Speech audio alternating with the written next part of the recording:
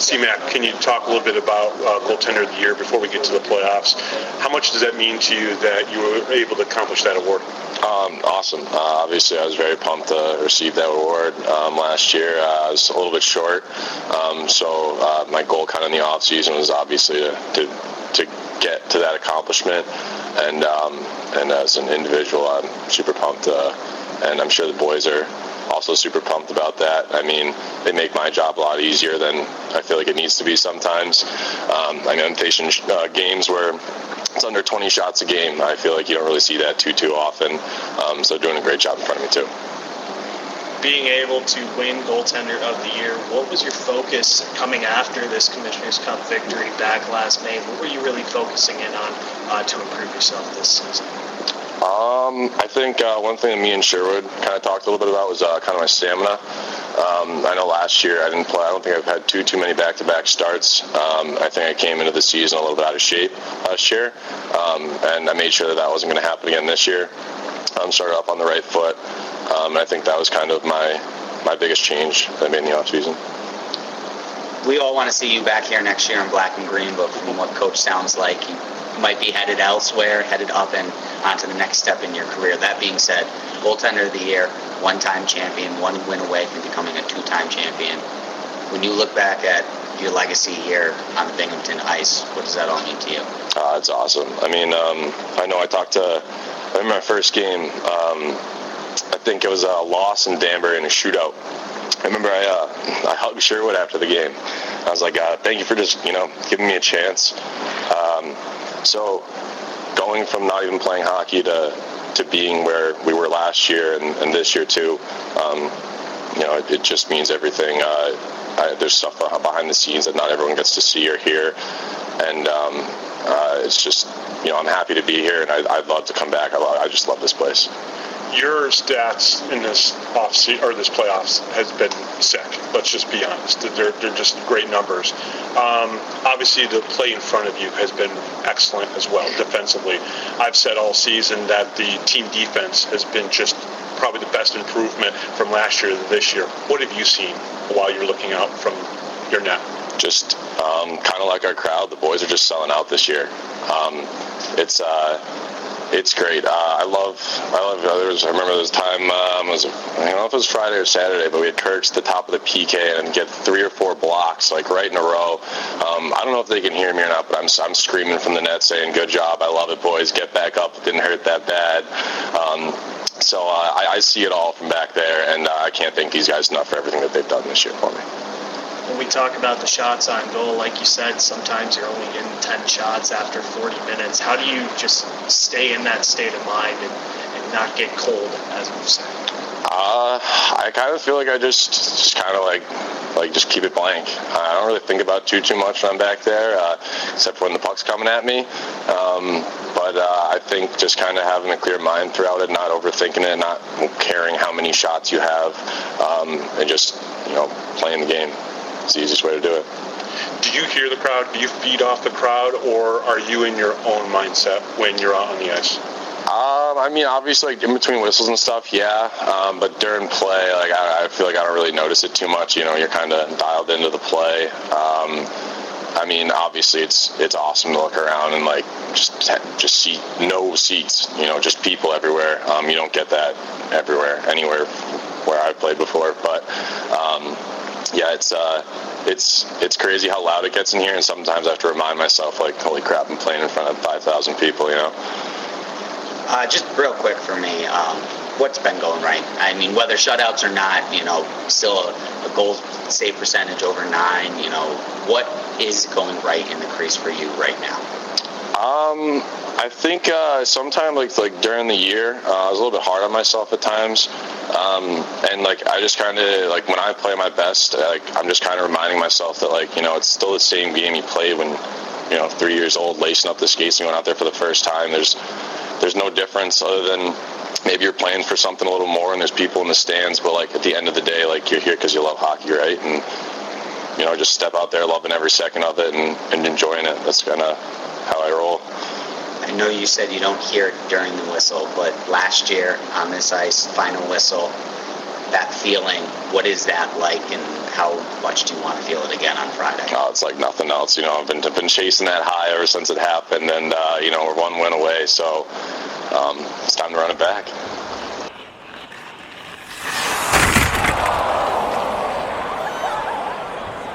This is a presentation of BSRN, Box Studios Radio Network.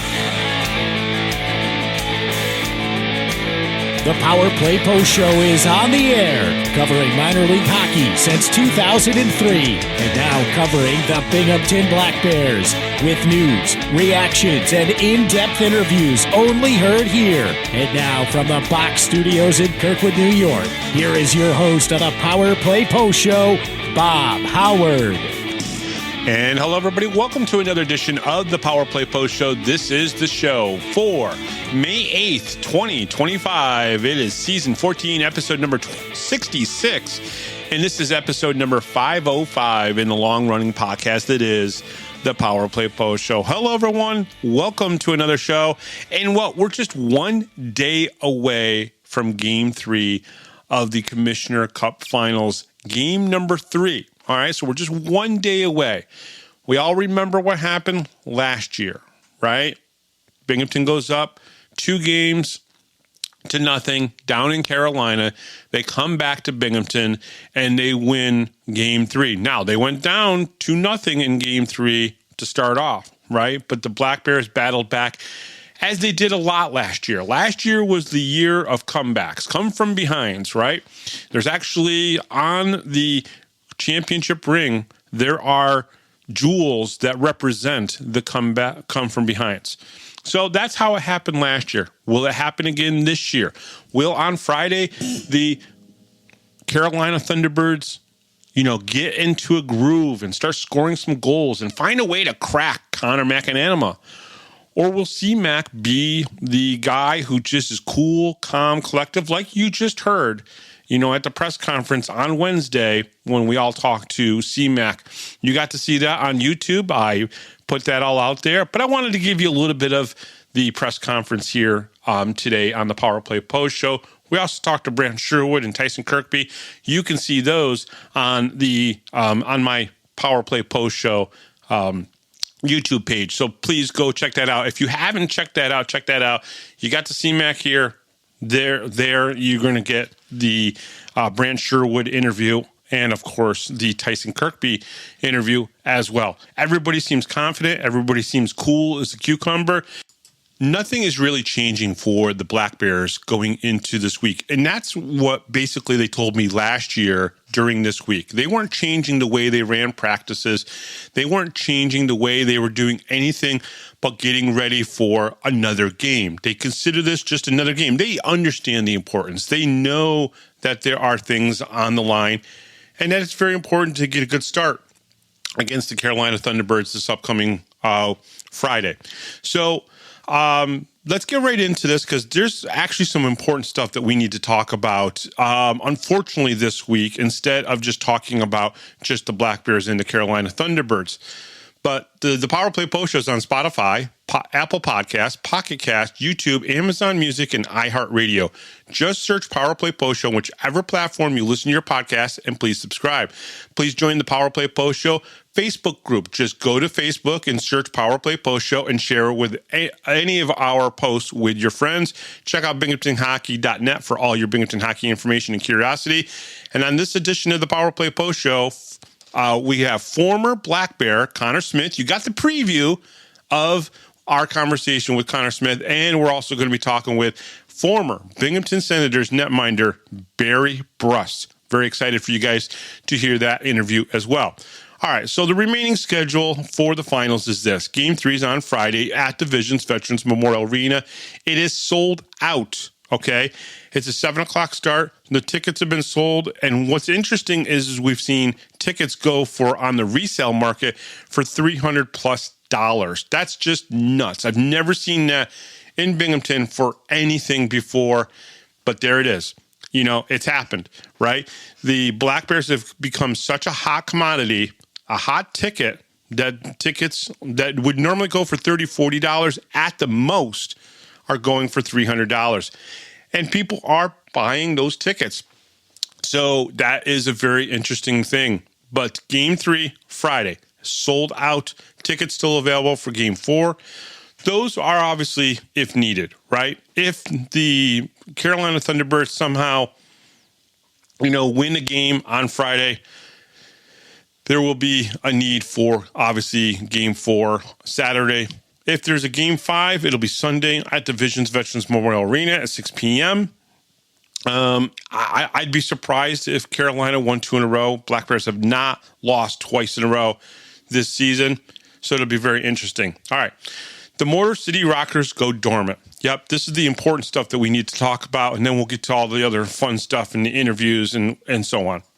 So the Rockers are going to obviously sit out next season. This is not good for the Empire Division. It's not good for the Northern teams. But unfortunately, this is what's happening. Now, they did send out a very detailed press release. And I want to read some of that here, okay?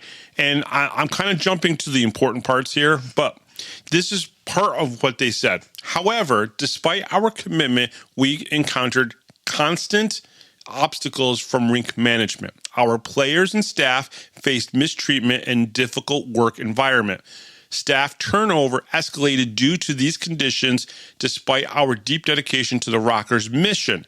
Rumors circulated during the season regarding interference with team operations. One such instance involved concerns about the condition of the ice during a critical game, including severe pooling water in areas worn down to the liner. That's pretty bad, folks. That's really, really bad. All of which were documented. While we cannot confirm the source or the intent behind the issues, the circumstances raised serious safety concerns and further highlighted the challenges we faced. Despite all this, we fulfilled every operational and financial obligation for the season, including paying our non-refundable 2025-26 league deposit in early March to signal our commitment to next season at the Big Boy Arena. Now, they continued, why are we unable to return to the Big Boy Arena? Following the conclusion of our season, we attempted to move forward as previously agreed, finalizing the rink manager's exit from the team and negotiating a new lease. These steps were part of a written interim agreement that outlined the intention to complete an operating plan for the following season and required both parties to negotiate in good faith. However, in a meeting held on April 16th, that agreement was disregarded when we were told there was no path forward and we were asked to vacate the building as soon as possible. This was an abrupt reversal from the assurances just 3 days earlier when we were told that the rink absolutely wanted the Rockers to remain at the Big Boy Arena. At the same meeting, the rink manager stated that he was stepping away from the team. Based on the circumstances and our discussions at the time, it was our understanding that he was relinquishing any involvement or claims related to the team moving forward. In weeks that followed, we made multiple good faith attempts to formalize a resolution that would allow both sides to move forward cleanly. We submitted a detailed proposal outlining a fair and complete separation, including the assumption of team liabilities and a full release of all claims. After a considerable delay, we received a minimal written response that declined to engage further on those terms. At this point, it has become clear that no workable resolution can be reached, and we are moving forward accordingly to protect the team's future and fulfill our commitments to our fans and partners. While we had every intention of continuing at the Big Boy Arena, we would have welcomed a lease renewal under fair and professional terms. We recognized that continuing under the same operating conditions that challenged us throughout the season would likely have prevented that kind of success and our fans expect. While we had a vision for how the Big Boy Arena could be improved, it became clear that it would have required a level of cooperation and shared commitment that wasn't possible under the existing leadership model. Now, folks, this is just a part of what was said within the press release. You really need to go to the Motor City Rockers website and check out everything that was in there. I wanted to read you kind of like where they were at an impasse and kind of like how they got to the decision that they got to with obviously the meeting that didn't go well. And obviously this means that now the northern teams have 3 less teams than they did before. So what does this mean for the Empire Division? The Division of 7 has now gone down to 4. HC Venom is now the PD Ice Cats, and they will likely play in a division with Columbus, Athens, and Carolina. That makes perfect sense. Motor City Rockers go dormant. Dashers Hockey Club is done. Will Topeka, who is closer to the teams in Louisiana, to be perfectly honest, be in the same division with the northern teams? I have a feeling they're going to do that. Do you move Blue Ridge into a division with the northern teams? If you think about it, it's only in a 6 to 8 hour. I think it's 8 hours to go to Blue Ridge from Binghamton, right? Obviously, it would be 10 to 11 hours for Watertown. Do you go with an unbalanced divisions, which is more likely the idea that will probably happen? Now, what does that mean for the Empire Division? I mean, you got Motor City that's out in Michigan, and then you got Binghamton, and you've got Watertown that are in New York, and then you have Danbury that's in Connecticut. Everybody else is south.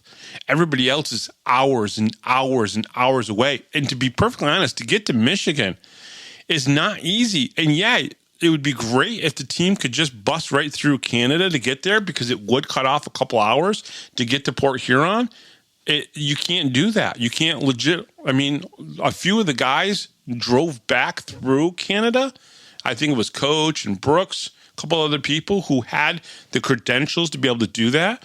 But unfortunately, you can't run the bus that way. So, Port Huron is going to have to pick up more games with people, and they're going to have nobody close. Even if the Indiana Sentinels come into the league, unfortunately, there's just not going to be enough place for them. This is just an unfortunate situation, and I hate to see this happen. What is the future of the Northeast teams? I don't think we know right now. If they can't find more teams to come into the Northeast or even the Midwest, Northern Midwest, right? If you think about it, I fear for some of these teams up here. Now, Binghamton, they can survive with a 4,000 average, attendance right now, 4,300 this past year. But how much can they dip below that and still do all this travel and survive, right? How much of a hit is it going to take to the travel budget for Watertown? How can Watertown survive? They're not even in the same league as Binghamton when it comes to financial, right? Andreas Johansson knows that pretty well, right? I mean, he owned Watertown. Now he owns Binghamton. It's a bigger market. Yeah, he's paying more money to make it run. But at the same time, they're both going to still have the same kind of travel costs. Does this mean that Binghamton, Watertown, and Danbury are going to play each other 16 times this upcoming season? I could see that. That's only 32. That's only 32 games. So if Binghamton plays Watertown 16 times, they play Danbury 16 times, that's only 32 games. You still have to come up with another 34 games, and the travel is boom. It's, well, not 34 games. It's 24 more times, right?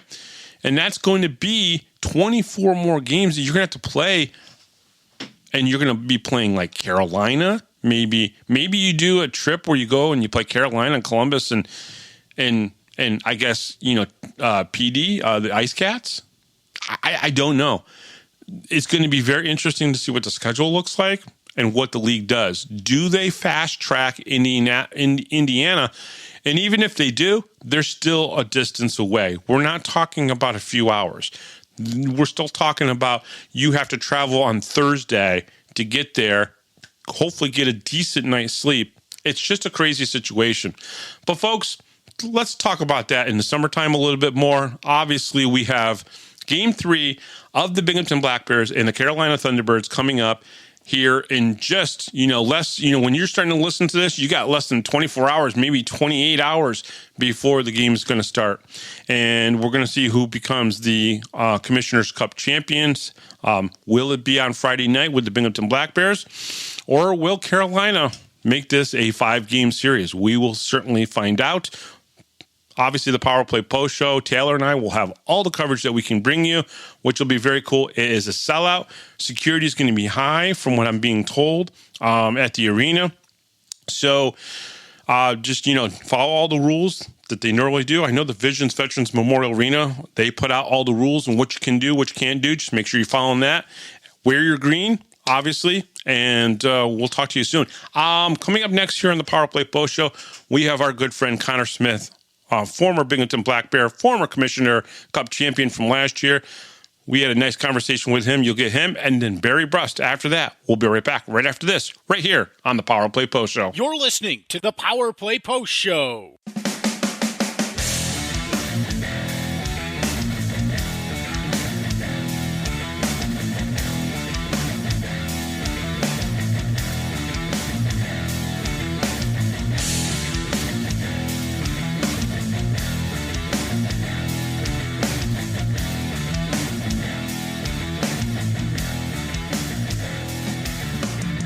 Here is another Power Play Post Show interview exclusive with Bob Howard. And welcome back, everybody, to the Power Play Post Show. As I promised earlier in the week, I was going to have this gentleman on to talk a little bit about the Black Bears Game 3 and maybe even really just, what's going to possibly happen in the rest of the finals.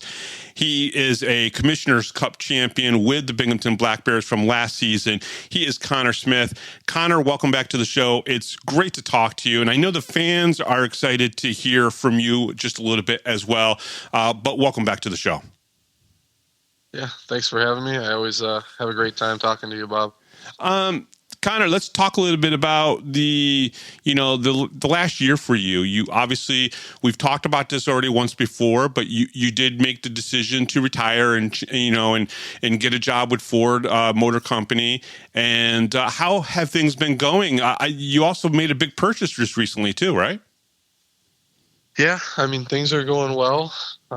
Been a little busy with work and just bought a house, so that's been most of where my time has gone is either work or getting the house ready to move in.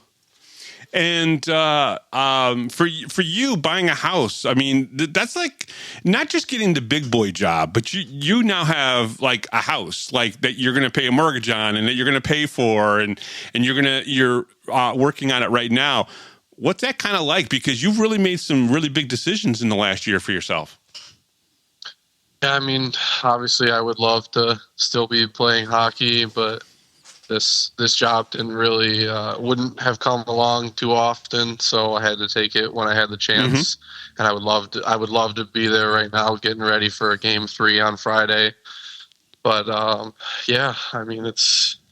it sucks growing up, but you gotta do it while you can and try and get ahead in life. And right. That's kind of the way I looked at it when I made the decision. Now, for you, the house itself, like you bought a lot of property too, a lot of land to go with this house and that you're fixing up and everything. And everybody knows that you still ride bull, which is very cool. Is this going to turn into maybe a little farm for you, or is it just really you just want the land to have that kind of freedom and space to be able to do what you want on your property? I haven't really fully decided yet. I've kind of thought about it a little bit, maybe getting some sort of animals, horses or cows, bulls, something like that. But really I wanted the land because I'm a big hunter. So yeah. I've got the land I can hunt behind the house, and then in front of the house I can throw out animals or whatever I decide to do later on. Very cool. Very cool. Riding horses is one of my favorite things to do. I know you ride bulls, and that's like literally scary as crazy to me, but riding horses is one of the best things. You did tell me while we were talking just before we started recording that you have been paying attention to the Black Bears and even following along in the playoffs. So what have you thought of this team so far, like especially this season, because they went from 39 wins to 49 wins from last year to this year. It's crazy the improvement that they've done, and they've done it in just 56 games, right? That's just a crazy number. Yeah, obviously I watched every Friday. I'm watching at work because I work night, so I've got the game turned on in my office, and I doing work on my laptop, and then my computer screen's got the game playing. So I've been following along a lot. And I mean, obviously there's a lot of returning guys that know what they're doing and have been able to teach these new guys the way that Sherwood wants everything done. And I mean, there's no doubt in my mind that if that team plays the way that I've seen and the way that they can, there's nobody in the league that's going to stop them. Well, I do have to ask you this. On Friday, are you going to at least have the championship ring with you at the office? So it's in the presence to kind of help give them some good luck, maybe? I've thought about it. The plant's a little dirty, so I don't know if I want to get the ring all dirty at work. Fair enough. Maybe I'll keep it in a Ziploc bag in my backpack or something like that. I like it. So, this regular season has been really outstanding for them. Connor McAnanama has proved as a netminder. He had 4 shutouts in the regular season. The team defensively, I don't want to just say the defense got better, but it seemed like, Connor, to me, and maybe you were listening and watching some of these games, it seemed like just even from the top line down to the defense also got better defensively. Is that crazy to say? No. I mean, there's a lot of guys that are selling out to block a lot of shots, especially in the playoffs, because it's every night it's do or die. So you got to do whatever you possibly can to keep the puck out of your own net. And then obviously the offensive side helps. I mean, they control the play way more in the other team's end. So there's a lot less they got to worry about defensively when they have the puck 80% of the game in the other team's end. No, that's true too. So probably also the best defense you can have is a really great offense, correct? Oh, absolutely. Yeah. So 4 shutouts in the playoffs for the Black Bears. You were on some pretty great, Adrian teams. Have you ever seen 4 shutouts in 7 games for a team in the playoffs like this? No, it's unheard of, and obviously the defense has been playing great, but the star of the show is Connor McAnanama. Yeah. So, I mean, he's stood on his head and done everything that he possibly can, and it's been paying off. Now, you remember at the end of last season, Connor, probably with 6 games left, said, I'm never going to lose again. And then he went and won 13 straight, and you guys won the championship. Talk a little bit about Connor's mindset and how he thinks. And, based on some of the conversations that you've had with him, last year, it seems like he's serious all the time, even though he's one of the biggest practical jokers and he, he's a wisecracker all the time. Yet when he gets on the ice, it is like serious, cool as a cucumber, serious though. Yeah, I mean, he's obviously a big joker when he's outside of the rink, but as soon as it's game day and he shows up to the rink, he's locked in. Usually got his headphones in or something and kind of in his own little world, just getting himself mentally prepared. And obviously it works really well for him. What is the team going through right now this week as they are preparing for Game 3? You were a part of this last year where you guys took the first 2 games down in Carolina. What is the mindset of the guys in that locker room as they prepare for Friday? Because it's a long time period, right? From Saturday night to Friday night, there's a lot to think about. I know Sherwood cuts the media off. That's why I'm talking to you. It's like he won't let me talk to the players right now. It's like, so I'll go and find somebody. And I wanted to talk to you anyways. Going into this week. But what is the mindset of the players right now as they prepare for Friday? Confidence is through the roof, but you can't get overly confident. It's still go to work and do the same things you've been doing all season, and there's really no difference in preparation for this game compared to a regular season game in January. It's still show up and go to work and do what you have to do. Is there still a sense of nervousness maybe in this team, knowing that, listen, if they don't do it on Friday, there's always Saturday, there's Sunday. And the Black Bears this season haven't lost more than 1 game in a row. And I think they've only lost twice, maybe 3 times. There was the shootout loss. So maybe 3 times at home the whole season.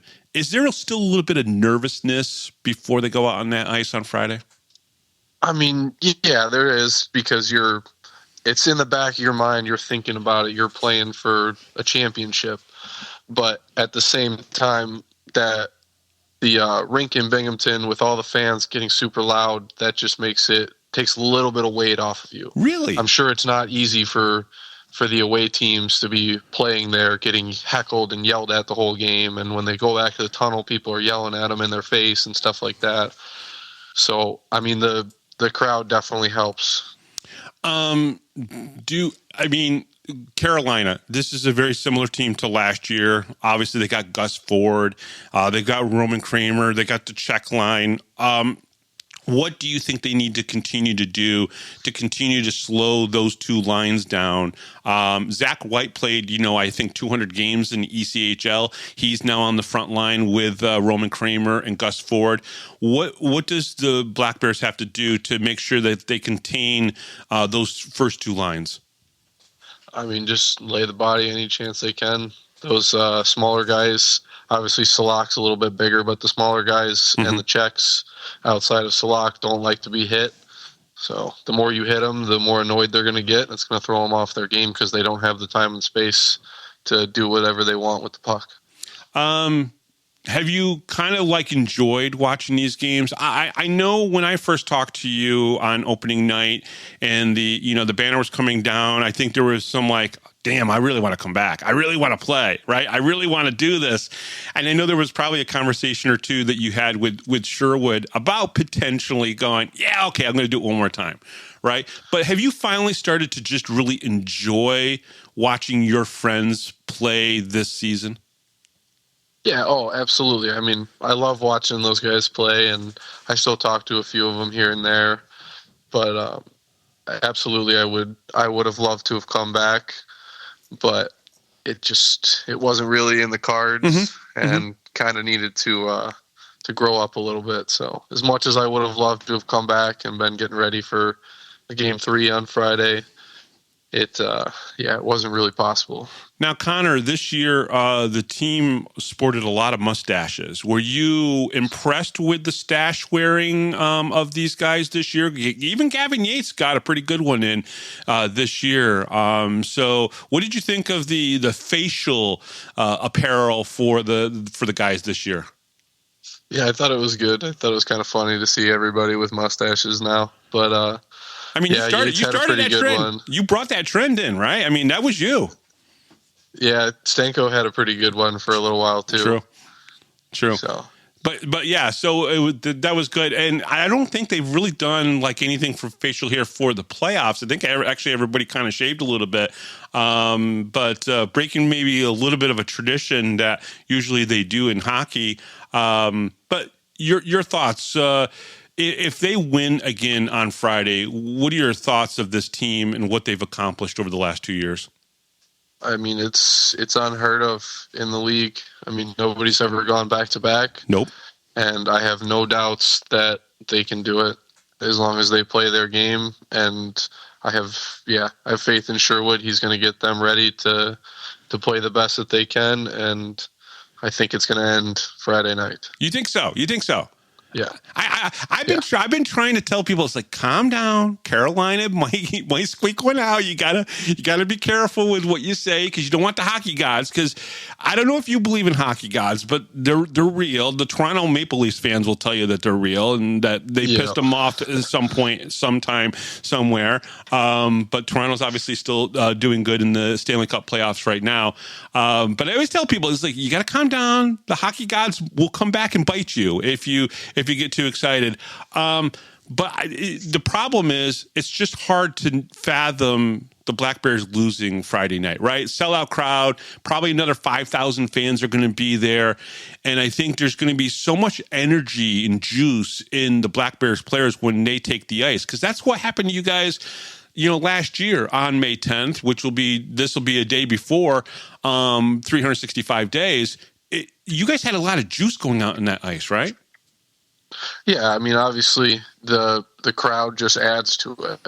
I mean, we feed off, the players feed off of the energy from the crowd. And when it's a sold out arena, you can hardly hear yourself think. So you're not overthinking stuff. You're just going off of instincts and doing what you know. Connor, a few of the guys are going to probably listen to this before Friday night's game because you're on it and they want to hear from you. What's your message to them? Just focus on yourself and do everything you can for the guy sitting next to you. That's awesome. There's not much to say. I mean, I know they know what they're doing, and like I said, there's no doubt that they're gonna win. Connor, thank you very much for giving us some time today. I really appreciate it. Maybe we'll check in with you again, maybe in the summertime. Maybe go out and get another buckle, okay? Let's get another buckle. Right. You've gotten, how many? A couple buckles now in your whole career? Just the one Just so the one. far. Just the one so far. Yeah. But that's pretty awesome though, right? Yeah. Yeah, that's pretty cool. Thank you very much for coming on. I really appreciate it. I know the fans are going to enjoy hearing from you. Once I kind of announced that we were going to record today being Tuesday, and everyone's going to hear this on Thursday morning going forward. I know a lot of the fans were really excited. You made relationships and you made connections here in Binghamton that, I don't know if you realize, but a lot of people really love and care about you.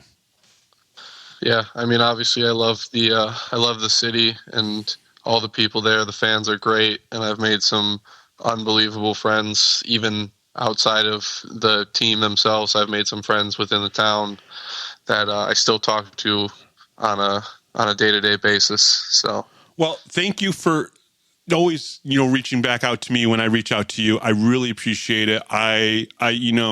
You're one of the biggest and kindest guys, that has come through that locker room, and we really appreciate it.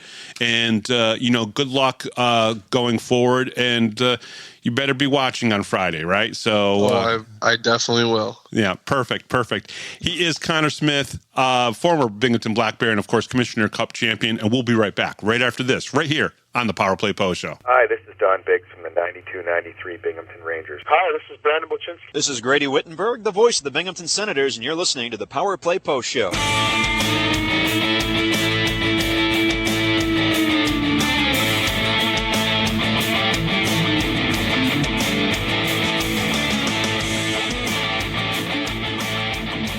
Here is another Power Play Post Show interview exclusive with Bob Howard. And welcome back, everybody, to the Power Play Post Show. Very excited to have this gentleman on. The last time I talked to him was probably at an All-Star game. I would say probably in, 2013. And I'm very excited to have the chance to be able to talk to him again here on the Power Play Post Show. He comes to us, really, honestly, he's out in Calgary right now. This is where he's living. This is where he's working.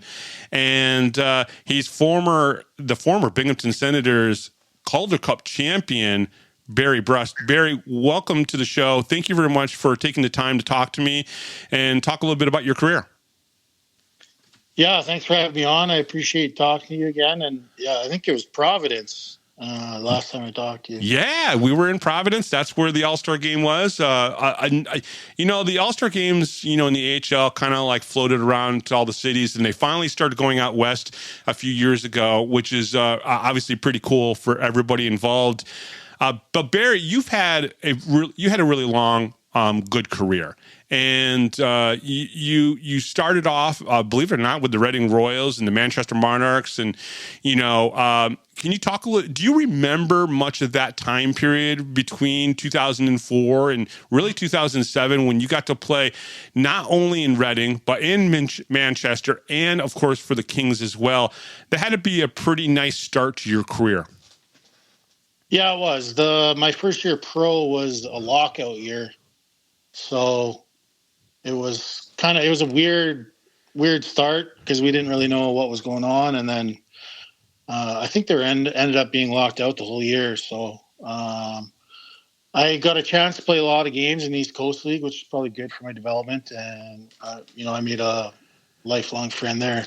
So the head coach who ended up becoming my assistant coach the next year in Manchester, and was probably one of the reasons I was on the team the next year, because I didn't have a great camp, but he convinced the head coach, who was Jim Hughes, the Hughes boys, their dad was our coach in Manchester. So he kind of convinced him, hey, he's better than he's showing. And I was fortunate enough to stick around on the team that year. Yeah, and obviously going from the Reading Royals to the Manchester Monarchs, I always called that arena the little big arena, because it looked like a big arena, but it was really just about 10,000 seats. What do you remember about playing in Manchester, and what it was like to play there? Yeah, it was a great experience. Played with lots of great players. Learned a lot. Obviously, that was my second year pro, my first year in Manchester. So learned a lot. And like I said, Jim Hughes was my coach there. And the first, month of the season, he didn't really talk to me. He wouldn't really, everyone calls me Brusty. Right. And he wouldn't really call me anything, just, hey, you. Till I played my first game, which was against Chris Osgood. And it was in Houston, actually, funny enough, where I ended up playing. Yeah. A few years later. And they scored on their first shot. So I'm sure he was getting nervous on the bench. And but we ended up winning. I think 2-1 in overtime. We scored 3-on-5 in regulation. Wow. And scored a goal in overtime and ended up winning the game. So your first win was against Chris Osgood. Yeah. Sorry. I messed that up. They had played Chris Osgood the night before. Oh. My dad always tells me the story because oddly enough, it was the same day of my brother-in-law's funeral. So none of my family was down to make it, and my dad always tells me the story about Chris Osgood played against him the night before, and I think they had beat Chris Osgood 6-5, and the next day I got to play against them and had a pretty good game, even though they scored on the first shot. Wow. So, do you remember your first game up in LA? I do. I got thrown into a 3-3 game, and that was the first year of video review. So at the time in Manchester, Jason LaBarbera was down there. Yep. But there was a funny waiver rule back then where if he would have got called up, another team could have claimed him for half price. Yep. So they didn't claim him, and I think it was like the end of October, start of November when they called me up instead. And it was cool because Ron Hextall was the guy who made the phone call and said, hey, you're coming to LA, pack for a week. You have 30 minutes to get to your flight. So I didn't make my flight, but I ended up getting to Phoenix like early in the morning. And I got put into a game, a 3-3 game, where it was the first year of instant replay, and they disallowed a goal to make it 4-3 for them. And this is 10 minutes into the game. So it was a bit of a crazy one. And my first shot, Owen Nolan rang a puck off the post. I was like, okay, here we go. Did you notice the speed difference between the A and the N? Because I know they're as close as any two leagues can be in North America, or even in probably Europe as well. But do you remember how different the speed of the game was when you went up? Well, I had only played a couple games in Manchester that year, like I said, because Jason LaBarbera was the starting goalie in Manchester. So it was an odd situation. And I actually ended up playing more in LA than I would have had I stayed in Manchester. So it was kind of weird that way, but it was good. It was a learning experience. And, it ended up being the only chance I ever got, but, one that I'll cherish. And the speed was what it was. It's, I think some things are a little bit more predictable and easier, but the skill level is just that much higher. It is. Do you have a puck from your first win? I don't. They said they were going to, I don't have my puck. The only thing I have is the game sheets. They said they were going to get me my puck, but I never got it. Oh, that was when LA wasn't cool. Now they're a cooler team, but that's unfortunate. Do you remember who your first win was against in the NHL? I do, yeah, because it was in San Jose, and That was back when they were good. And I don't think they had lost at home yet that year. They were on fire. And Dan Kluche was supposed to start the game, but he got hurt in warm-ups. So Mark Crawford was my coach, and he came and talked to me. He said, hey, you got to start. You got to play. And I ended up playing really well. And we were up, I think, 3-0 in the third period. They got 2 quick ones, and then we got an empty netter. So we won 4-2. That's awesome. Anze Kopitar had a couple goals, and he was kind of my buddy, so that was nice too. Well, didn't Kopitar play in Manchester with you a little bit? No. I never played with him until that year in LA. Okay, and that year in LA. He was in Sweden, I believe, before he was in the NHL. Okay, gotcha. All right. And then the next season, you ended up going into, and playing for Houston, really for the next few years. What was it like playing in that organization? My first few years was way different than the last year. The first year was really good. I had a great, another great coach there. And, played really well, had good numbers. My first year I was on an American League deal, and after that year they signed me to a 2A NHL deal. Mm-hmm. So a 2-year 2A NHL deal, and then all of the people that wanted to keep me got fired. So the new management came in, and things didn't go as well the next year. But I thought I played okay, played pretty good, but I just wasn't their guy. So. Well, the numbers were good. You had a 2.27 goals against average. Your save percentage was basically .920. So you definitely had a good year there. And, Houston is an interesting situation because there's been rumors for a while that they might get an NHL team. And, back then when they were in the AHL, they were like the big city, right, in the AHL. I mean, of course, you had the Hershey's and you had the Rochesters, and those were the iconic, the historic cities in the AHL. But Houston, Texas, and when Binghamton played them in the Calder Cup finals, after you came over to Binghamton, that was like a big deal for the boys to go there. And I don't know if you showed the guys around a little bit. I know they came back with Houston Rockets, jerseys on and everything after winning the cup.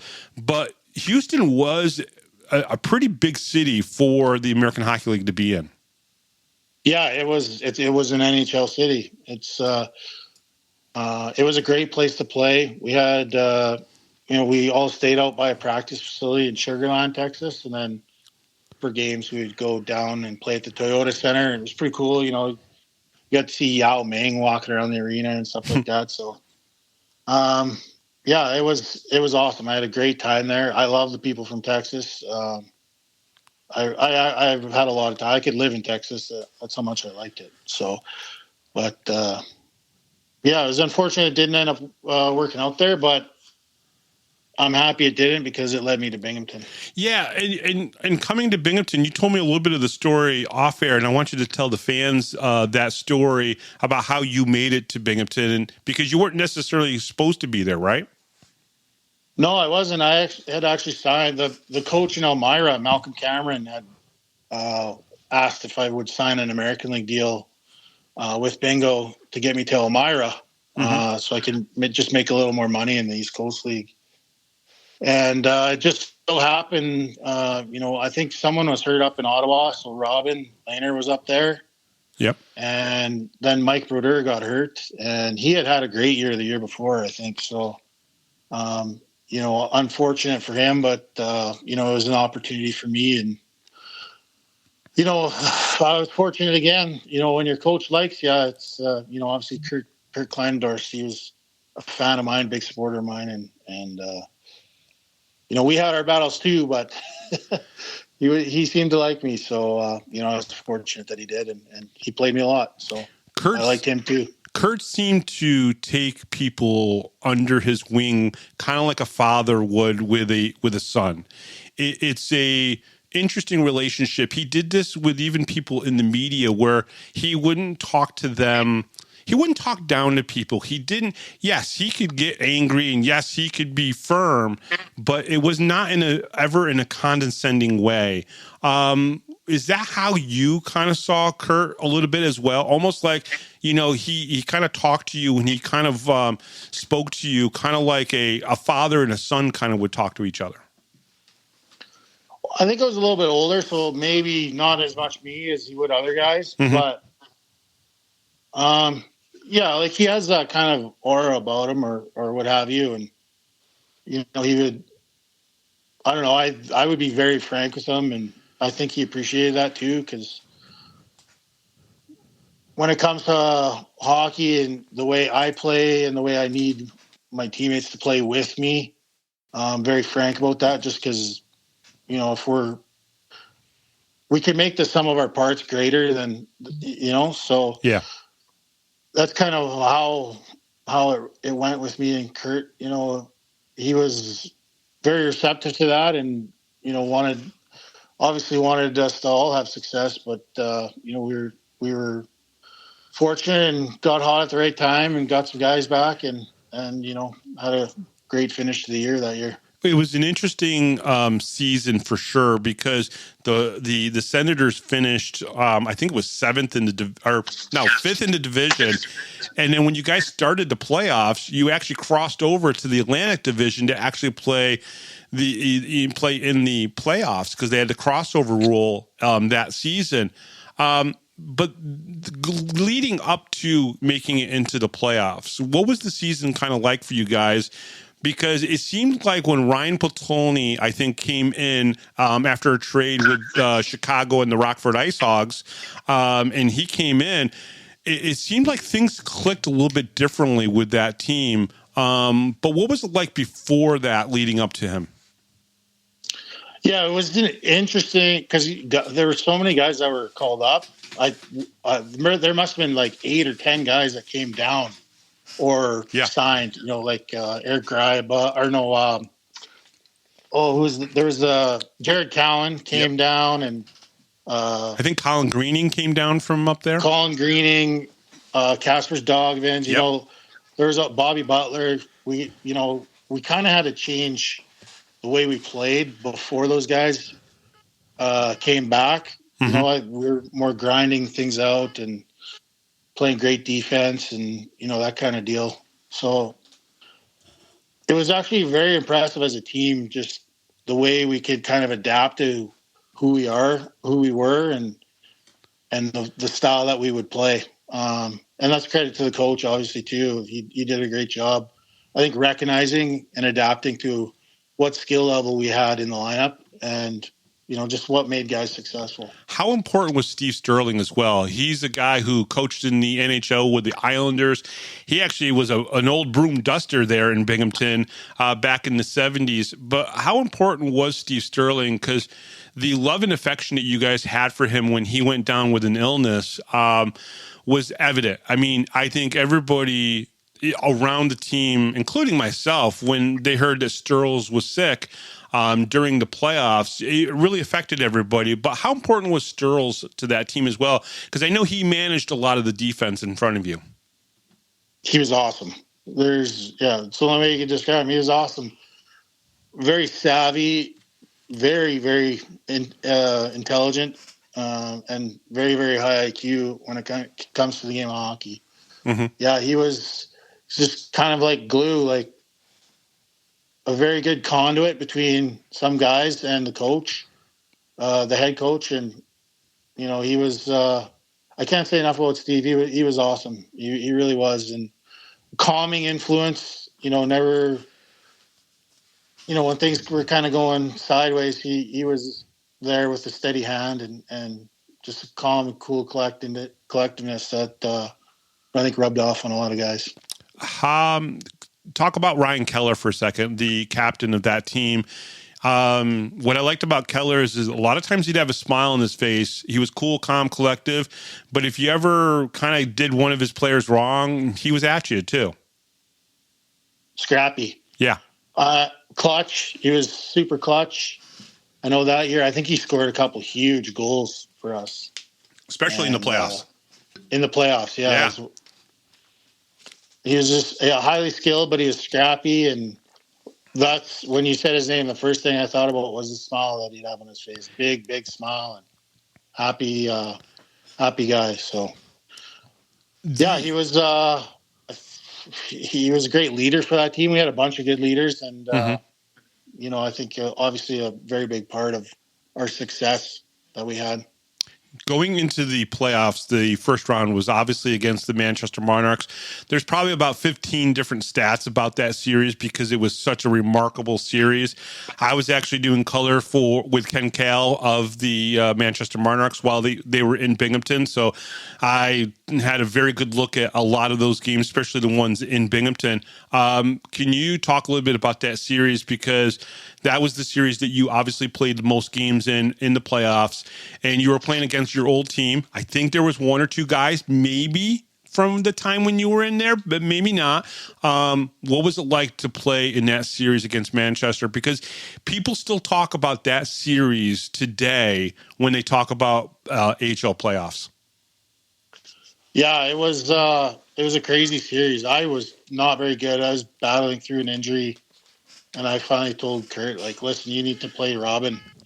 And he did. So Robin stood on his head, played extremely well. I can't remember if it was game. It might have been game 7. And I think they scored a couple early ones. And he wanted to pull him. I said, no, leave him in there. And he did. And then I think Robin ended up stopping a penalty shot. And yeah, it was so long ago now, but I just remember being super happy for Robin because he played his ass off, and he played. He kind of grew up a lot in that series, I think, and played very, very well. There's been obviously a lot of talk about Robin Lehner over the years. There's never enough talk, I think, in sports about mental health and whatnot. What do you remember of Robin Lehner in that season? Because like you said, he probably had to grow up a little bit throughout that season. And even when he got, inserted into playoffs, everyone thought, Barry, everybody thought that you were going to be the guy to lead us to the promised land and win the championship. And Robin had to step in because of your injury to really kind of, do it. And he did. And he did it very amazingly, extraordinarily. What were your thoughts? What was your relationship like with Robin? I love him. I love him to death. Still do. He's a guy that can rub people the wrong way. He's just very, very honest, very blunt. But we had a great relationship. I was the happiest, proudest guy for him that year. He, like I said, I think he grew a lot that whole playoff run. We got to spend a lot more time because he wasn't up and down. He was there, and he knew he was there, and I think that kind of allowed him to be better too. And yeah, he stood on his head. He was the reason, I think, that the main reason that we won. He was so unflappable, and I remember just being so impressed with how unflappable he was at 19. Yeah. Obviously life comes at you and different things happen. And, I'm not aware of everything that has happened to him since, but my experiences with him have been, I can't say enough about the kid and how unshakable he was during that playoff run. Yeah, he was pretty awesome. When you guys won the championship, did you know that this was the first championship in 38 years of hockey, pro hockey in Binghamton for a championship? Did you guys know this going into the final series? I think we might have. Okay. It rings a bell. I'm not 100% sure, but I'm pretty sure we do. I'm sure, people around town might have let us know, or you guys in the media probably said a thing or two about it. Maybe. So I'm pretty sure we knew. Obviously that's important, but, what was more important was, coming together as a team and, playing well for, a lot of those guys ended up playing, in the NHL in the following years. And, when you're one of 4 teams left on earth playing, it's there's a lot of scouts at those games. So, I think a lot of guys went on to play, for a while. Yeah, the scouts did not like the fact that there was one lone guy like me up in the press box sitting in the one corner down looking at you guys as much as I did because they wanted all that space. There was a lot of scouts there. I remember that whole playoffs series, all 4 of the series. So many scouts were there just looking at you guys. And even the Charlotte Checkers, when they were up in Binghamton, you guys swept the Checkers. And they had one of the best goaltenders of the season for the American Hockey League playing that year. And Robin just shined so well in that series. Yeah, he was unbelievable. He really was. And, like I said, the growth he had on the ice, I think, like I said before, I think one of the biggest things was just that he knew he was going to be there. Mm-hmm. He couldn't go up to Ottawa. He wasn't going to be up and down, up and down. He only had to worry about playing, and I think that was big for him. And he played his ass off. He played so well. You guys probably saw a goalie coach from Ottawa, a few times a year come down. Were they helpful, or were you, or do you think that you kind of helped coach Robin a little bit that season? A little bit. That was another thing too. Like the goalie coach was Rick Wamsley, and he came down for playoffs, so he helped him quite a bit. They were both very stubborn, and I was stubborn too. But I kind of got out of the way of them because they like to go at each other, and you can learn a lot of things, that way. But I thought Wammer was really good with him, and when he was playing, it was he was calming for him after they worked through some issues. But I have nothing but good things to say about Rick Wamsley, and he was kind of old school, and dealing with a young guy like that can be tough, especially Robin was very confident, and I think he was very aware of his ability, and he wasn't going to be. He'd like to know the reason why for everything, and instead of just doing exactly what everyone or what the goalie coach would tell him, he would ask why or question, and sometimes that would rub people the wrong way. But I understood it because I was the same way too. So, I would kind of let him do it and step back a little bit, and just listen to them. Kind of go at each other. Things. Yeah. You guys won the cup, obviously, down in Houston. Obviously, a great celebration. You guys come home. You see Steve Sterling, who was in the hospital. And then there was the parade and the celebration at the arena. We're pretty sure that it was anywhere from 6,000 to 8,000 people outside that arena for the celebration after the parade, and you guys got there. What was the feeling like to see all those fans there, kind of just so happy that you guys had brought the first championship in 38 years? It was amazing. I think we were all taken aback by the support and, how many people did show up. And still, I remember, that's one of the things I remember about Binghamton is the fans there that day. I still have videos on my phone from that, saved from, through all my different phones, but I still have a couple from that parade. And for me personally, winning it in Houston, kind of redemption, making sure that the guys that didn't want me, there's especially one guy didn't want me there, and rubbing it in his face, even if I wasn't playing, I was still part of the team. And I made sure to let him know.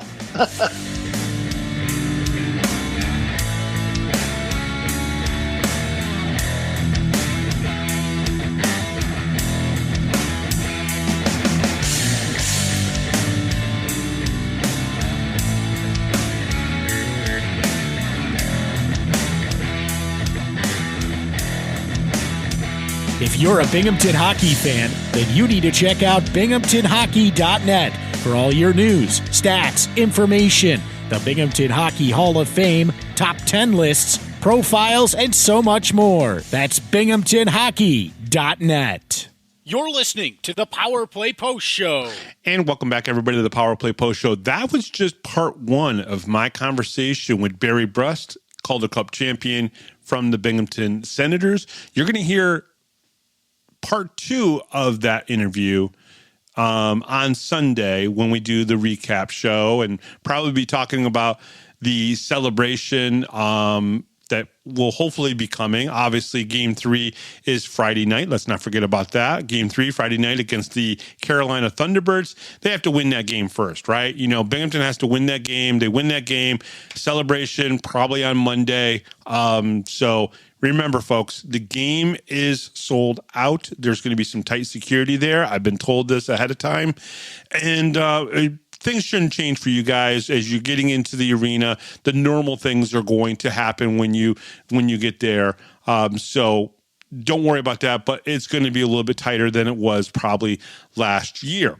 Also, if you can't make it to the game, the Black Bears will probably be streaming on the same YouTube channel that they did last weekend with the two Carolina games. That YouTube channel has not been taken down, so that's a good thing.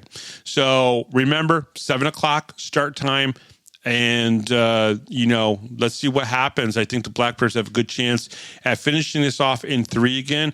Again, I haven't seen a team yet this year, other than Carolina in the 1-0 game in the middle of the season, that really kind of were able to step up. And then last weekend, Carolina wasn't really able to step up in those 2 games and deliver not just goals, but just the ability to show the Black Bears that they can compete at their level for the whole game.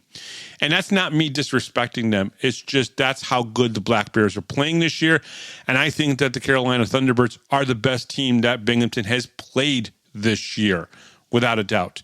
So that's pretty much it for me. Remember, part 2 of the Barry Brust interview will be this weekend as we do the weekend wrap-up show, hopefully talking about a championship as well. I hope to have that out on Sunday. And then, of course, we'll have more from probably the team on Monday. If they do a celebration, if everything goes as planned, I will get more audio from the team and maybe even from the championship game itself. We'll see what happens as things progress along. But we're only about 24 hours, 28 hours away, depending on when you're listening to this, before the Binghamton the Binghamton Black Bears, I should correct myself there, take the ice for Game 3 against the Carolina Thunderbirds. All right. The Power Play Post Show is on Spotify, Apple Podcasts, Pocket Casts, YouTube, Amazon Music, and iHeartRadio. Just search Power Play Post Show on whichever platform you listen to your podcast, and please subscribe. Please join the Power Play Post Show Facebook group. Okay. And, search Power Play Post Show and join our group. Check out binghamtonhockey.net for all your Binghamton hockey information and curiosity. Thank you to Rob Lapoulos, our MC, John Petitucci, our music director, and thank you to former Black Bear Connor Smith for coming on the show, former Binghamton Senators netminder Barry Brust. I am Bob Howard. Hopefully we hear a lot of this weekend. Give me 2 taps and a Ric Flair. And hopefully we hear a lot of this.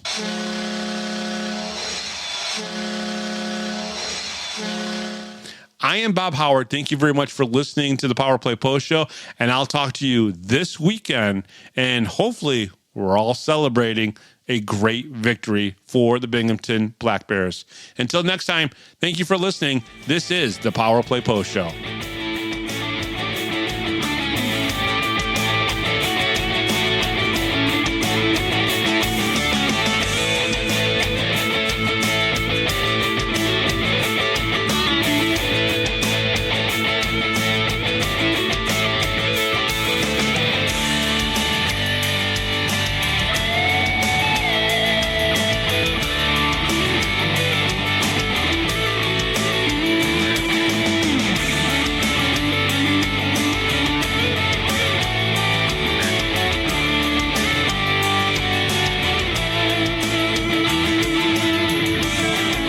Thanks for listening to this edition of the Power Play Post Show.